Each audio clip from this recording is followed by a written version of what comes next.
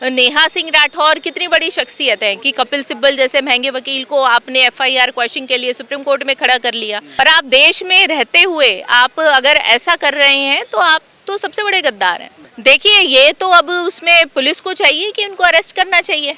अब मैंने तो सुना है कि अभी भी वो बैठ कर के वीडियोस बनाती हैं कि जब आपको राजनीति चमकानी है तो आपको कोई ना कोई तो टॉपिक चाहिए कि भाई ठीक है, अभी देश में वंदे मातरम चल रहा है तो चलो आपको कौन क्यों पूछेगा, तो वंदे मातरम को गाली देना स्टार्ट कर दो। हम अल्लाह के अलावा किसी के सामने नहीं झुकते, हम धरती माँ के सामने भी नहीं झुकते, मतलब माँ नहीं कहते किसी को, सिर्फ अल्लाह के सामने झुकते हैं।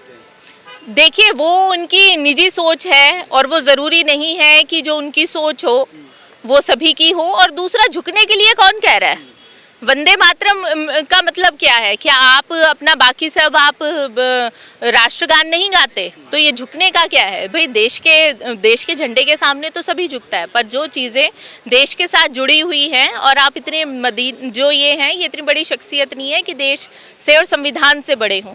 तो ये जो देश है वो संविधान से चलेगा, कोई शरीयत से तो चलेगा नहीं। अगर जिसको शरीयत से चलना है तो वो अपना दूसरे देश की नागरिकता ले सकते हैं। बल्कि ये तो अभी ये जो जिस तरीके से सर का जो प्रोसेस हो रहा है, इसमें तो केंद्र सरकार को ये चाहिए कि कुछ समय के लिए बॉर्डर्स को खोल देना चाहिए। अच्छा। कि जो लोग जाना चाहते हैं कि भाई जिनको यहाँ पे वंदे मातरम से तकलीफ है या बाकी उससे तकलीफ है, कि आप दूसरे देशों में जाइए, आप पाकिस्तान में जाइए, आप पीओके में जाइए, आप बांग्लादेश जाइए, सिर्फ वन वे रास्ता, आपको आने नहीं दिया जाएगा। और फिर उसके बाद आप देखिए कि भाई ये देश में कितने लोग रहते हैं। यानी भारत में रहना होगा तो वंदे मातरम कहना होगा। भाई आप तो वंदे मातरम, आपका जन्म भाई को जो भी ये कह रहा है वो तो अब कितने साल का होगा? 100 साल का होगा, 110 साल का होगा। वंदे मातरम तो 150 साल से है, आगे भी रहेगा। आप रहेंगे या नहीं रहेंगे भाई, आपकी जो पहचान है ना, आपकी पहचान से बढ़कर के है वंदे मातरम। तो और जो चीज़ें देश से जुड़ी हुई हैं वो तो सर्वे सर्वा हैं, वो पहले भी थी और आगे भी रहेंगी। भाई पाकिस्तान जिंदाबाद पाकिस्तान के लोग बोलते हैं, नेता बोलते हैं, पाकिस्तानी आर्मी बोलती है, वो इस्लामी देश है, वहाँ तो दिक्कत नहीं है। भारत माता बोलने में दिक्कत क्या है? देखिए, भारत माता बोलने में, क्योंकि वो जो अपने आप को देश का नागरिक समझता ही नहीं है उसको दिक्कत है। जिसको रोटियां ही चमकानी है अपनी राजनीति की, तो उनको ठीक है कि आप अपना जो सिटीजनशिप है उसको सरेंडर कर दीजिए, नागरिकता को छोड़ दीजिए, आप कहीं दूसरे देश में पाकिस्तान की शरण में चले जाइए, कहीं दूसरे। अब अफगानिस्तान में देखिए क्या हो रहा है। अगर अफगानिस्तानियों को ये कहें कि हाँ आपको भारत के अगर टेरिटरी माने, तो अफगानी मेजॉरिटी जो लोग हैं वो वहाँ पे तैयार हो जाएंगे। और दूसरा एक ये है कि अब जो इंटरनेशनली जिस तरीके से राजनीति है, अगर हम एक ये देखें कि भाई 100 साल पहले या फिर 75 साल पहले जब हमारा देश आज़ाद हुआ तो उससे पहले कॉलोनी कल्चर था कि भाई ब्रिटिश की, फ्रांस की, ये जो कॉलोनीज होती थी कंट्रीज़, जो अब ऐसा नहीं है।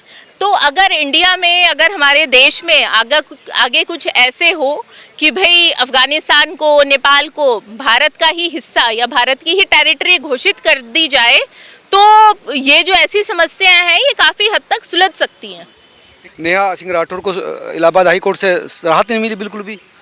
देखिए, उनको जो भी आदमी अपने आप को देश से बढ़कर के समझेगा, देश का अपमान करेगा, बल्कि मुझे तो ये हैरानी है कि अभी तक उनको अरेस्ट क्यों नहीं किया गया। नेहा सिंह राठौर को उनको बिल्कुल अरेस्ट कर लेना चाहिए। क्योंकि आप ये देखिए, बाकी लोगों के समक्ष आप क्या एक उदाहरण दे रहे हैं कि और किसी को भी अपमान करने का ऐसा अधिकार नहीं है।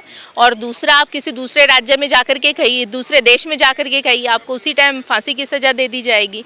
तो ये जो कानून को यहाँ पे सख्त होना चाहिए। और हालांकि जो उनको एंटिसिपेटरी बेल देने से भी इलाहाबाद हाई कोर्ट ने मना कर दिया है कि आपने पहलगाम में जो वीरगति को प्राप्त हुए उनके लिए उनका आपने अपमान किया। ऑपरेशन सिंदूर जब चल रहा था तब आपने देश का अपमान किया। तो ये अपने आप में ये कि ये बहुत ही बड़ा धब्बा है देश के ऊपर कि हमारे देश में ऐसे भी लोग हैं। वो कह रहे कि हम सरकार की आलोचना कर रहे हैं, सेना की नहीं।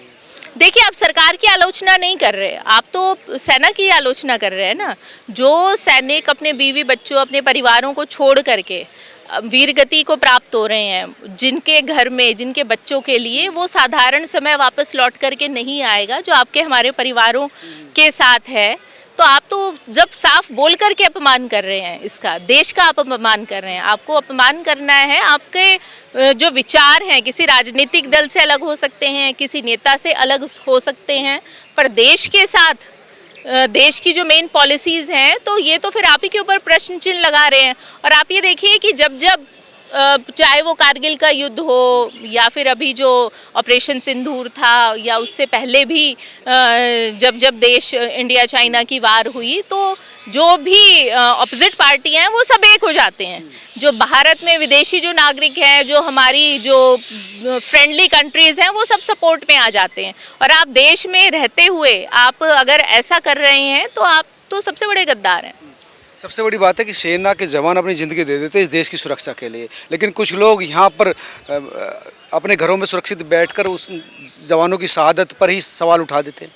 देखिए, यही तो सबसे बड़ा प्रश्न है। यही मैंने कहा कि अभी तक तो उनको हिरासत में ले लेना चाहिए था और उनकी जमानत भी नहीं होनी चाहिए थी। लेकिन इलाहाबाद हाईकोर्ट ने जो टिप्पणी की उसके आधार पर तो कोर्ट भी ये मान रहा है कि इस बार सख्त फैसला उनके खिलाफ आ सकता है। देखिए, ये तो अब उसमें पुलिस को चाहिए कि उनको अरेस्ट करना चाहिए। अब मैंने तो सुना है कि अभी भी वो बैठ कर के वीडियोज़ बनाती हैं जगह जगह उनको, और वो बेबाकी से वीडियोस बना रही हैं। भाई आलोचना करिए, आप सरकार की आलोचना करिए। और दूसरा क्या है कि इसमें एक फंडिंग वाला भी है कि जो गैर कानूनी रूप से और जो एंटी नेशनलिस्ट ग्रुप्स हैं जो देश में ऐसे लोगों को प्रोत्साहन देने के लिए उनको आर्थिक सहायता करते हैं, क्योंकि उन्हीं लोगों की वजह से उस बिना सपोर्ट के क्यों कोई बोलेगा कि आप नेहा सिंह राठौर कितनी बड़ी शख्सियत है कि कपिल सिब्बल जैसे महंगे वकील को आपने FIR क्वेश्चन के लिए सुप्रीम कोर्ट में खड़ा कर लिया। कपिल सिब्बल जी कितने गरीब लोगों के लिए आकर के खड़ा होते हैं, तो वो सबसे बड़ी बात है। कितने देशभक्ति लोगों के लिए आकर के खड़े होते हैं। आप ये देखिए कि जब कुलभूषण जाधव का पाकिस्तान के अंदर मुकदमा चल रहा था तो पाकिस्तान में एक भी पाकिस्तानी वकील ने सपोर्ट नहीं करा था, और आप अपने देश के अंदर ही आकर के वो कर रहे हैं। हालांकि मैं इस चीज़ में, इस विषय में नहीं जाऊंगी कि सीमा हैदर को सपोर्ट करने के लिए भी बहुत सारे लोग हैं। तो यहाँ पे आपके चैनल के माध्यम से मैं ये कहना चाहूँगी कि भाई जो गैर कानूनी रूप से और जो हमारे दुश्मन देश के लोगों को जो सपोर्ट कर रहे हैं, उन्हें कुलभूषण जाधव को भूलना नहीं चाहिए। यानी ईडी को ये जांच भी करना चाहिए कि पैसा कहाँ से आ रहा है नेहा सिंह राठौर के पास। बिल्कुल, देखिए जब ये अभी ये तो ट्रायल चल रहा है, जांच हो रही है, और पुलिस को बिल्कुल इस विषय में जांच करनी चाहिए। और बिल्कुल उन्होंने वो तथ्य अर्जित भी किए होंगे कि इनको कौन सपोर्ट कर रहा है। और जो कपिल सिब्बल जी हैं, ये सबसे बड़ा उदाहरण है। लेकिन वो बात है, कपिल सिब्बल हो, अभिषेक मनु सिंघवी, ये सबसे महंगे वकील माने जाते हैं। एक एक बार पेश होने की कई लाख फीस रहती है। तो समान आदमी काबा गाने वाली महिला तो के पास तो मुझे लगता नहीं, वो कहती है मेरे अकाउंट में 400 कुछ है। देखिए, अगर जो कोई देश के बड़े वकीलों को, और वो भी क्या कि जो कपिल सिब्बल जी के ऊपर एक लेबल लगा हुआ है कि वो कांग्रेस के हैं, हालांकि समाजवादी पार्टी ने उनको राज्यसभा का MP बनाया हुआ है, कांग्रेस से तो वो पुराने जुड़े हुए हैं। तो ऐसे वकीलों को, जो एक आम आदमी के बस की बात नहीं है, आप सिर्फ एक यूट्यूबर होते हुए और एक सोशल मीडिया इन्फ्लुएंसर होते हुए, कि आपके पास ऐसी कौन सी आर्थिक शक्ति है कि आप इतने बड़े बड़े वकीलों आकर के आपकी पैरवी कर रहे हैं। धन्यवाद। तो ये थी रीना सिंह, जिनका कहना था कि देश से बड़ा कोई नहीं होता। सेना की शहादत पर सवाल उठाने वाला देश का कैसे हितैषी हो सकता है, इसकी जांच सिर्फ सरकार को नहीं बल्कि ईडी को भी करनी चाहिए, ताकि पता लगे कि कौन है इसके पीछे। आप तमाम लोग क्या सोचते हैं जरूर बताइए। वीडियो अच्छी लगी हो तो जरूर शेयर करें। धन्यवाद।